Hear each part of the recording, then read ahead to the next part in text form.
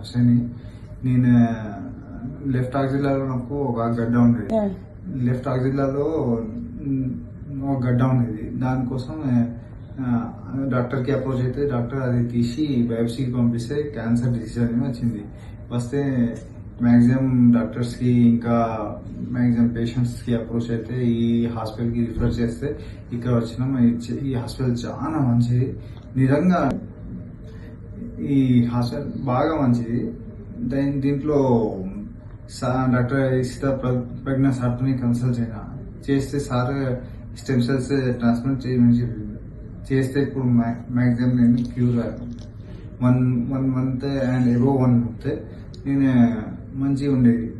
ఇప్పుడు ఇంకా హ్యాపీగా ఇక్కడ ట్రీట్మెంట్ జరిగింది. ఇప్పుడు నేను హ్యాపీగా ఉన్నా చాలా.